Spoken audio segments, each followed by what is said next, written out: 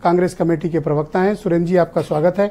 मैं आपसे जानना चाहता हूं कि राहुल गांधी ने की नज़र में और कांग्रेस पार्टी की नज़र में क्या सभी राजा महाराजा अत्याचारी थे और जमीनें कब्जा करते थे, जुल्म और ज्यादती करते थे? क्या आप ये कहना चाहते हैं कि हिंदू शासक जितने थे वो सब अत्याचारी थे और बाकी सब बड़े अच्छे थे? क्या जरूरत पड़ी आपको ऐसा बोलने की? बहुत बहुत शुक्रिया ब्रजेश भाई, आपने समीर सिंह जी के जरिए भारतीय जनता पार्टी का असली चेहरा उजागर करने में मदद करी।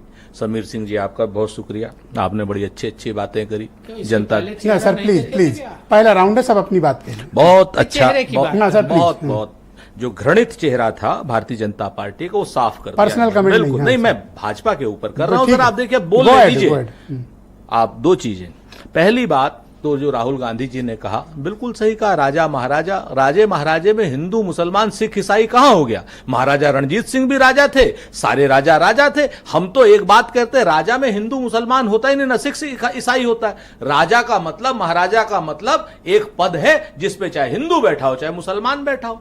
आज की डेट में भारतीय जनता पार्टी ने स्पष्ट कर दिया है कि जो पंडित नेहरू, सरदार वल्लभ भाई पटेल ने 500 से भी ज्यादा रियासतों को इकट्ठा करके उनसे दस्तखत करा करके हमारे अखंड भारत की जो कल्पना की थी, भारतीय जनता पार्टी उसे खंड खंड करना चाहती है। भारतीय जनता पार्टी 560 रियासतों में इस देश को बांटना चाहती है, देश के टुकड़े करना चाहती है। ये टुकड़े टुकड़े गैंड का सरगना है नरेंद्र मोदी। ये तो उल्टा आप बोलने लगे। बिल्कुल सही बोल रहा हूं, बिल्कुल एकदम इन्होंने जो कहा है अक्षरत बोल रहा हूं। राजे महाराजाओं का जो त्याग तपस्या की बात ये लोग कर रहे हैं, इसका मतलब है कि ये लोग देश को 1948-47 से पहले ले जाना चाहते हैं। और जो सरदार पटेल ने इस देश को एकीकृत किया था, कश्मीर से लेकर, तो जरूरत क्या पड़ी थी कि आप से लेकर के राजकोट तक, तो राजे महाराजों पे, हिंदू शासकों पर ही सवाल क्यों उठाते हैं? हिंदू मुसलमान सिख ईसाई सारे, नवाब निजाम सुल्तान, हाँ नवाब निजाम सुल्तान, सब बादशाह, टोटल बादशाह भी। बादशाह तो दिल्ली का होता था, चाहे पृथ्वीराज चौहान साहब हो और चाहे कोई हो, हमारे थे औरंगजेब भी। बिल्कुल टोटल 100%। आप इस चीज को जान लीजिए। मैं आपसे जिम्मेवारी से कहता हूं कि आज भारतीय जनता पार्टी का चेहरा सामने आ गया है। 500 से ज्यादा रियासतों आप औरंगजेब को कैसा हमने शासक एक मानते किया।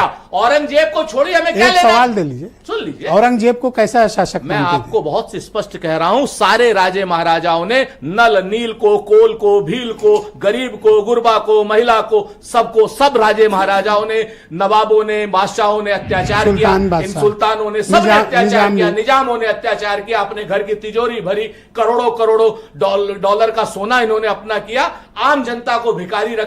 और भारतीय जनता पार्टी, तो आपकी नजर में सब खराब थे, सब खराब थे भारतीय राजा उन्हीं, हाँ बिल्कुल सब टोटल, क्योंकि उन्होंने नल नील कोल भील सबको क्या नाम गरीब रखा।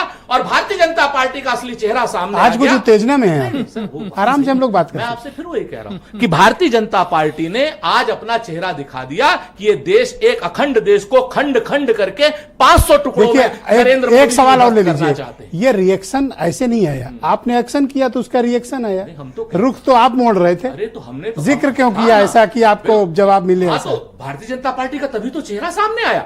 देखिए ना, आज की डेट में राजे महाराजाओं की पार्टी है, गोल खा गए आप। ये धनी और सामंतों की पार्टी है, गोल खा गए आप। अरे हम नहीं खाए, ये आज की डेट में इनका चेहरा सामने आ धन्यवाद गया। सुनील साहब, सारे के सारे राजे महाराजाओं के साथ दे करके भाजपा ने देश के टुकड़े टुकड़े करने वालों का साथ दिया है। और देश, कृपया कोऑपरेट करें।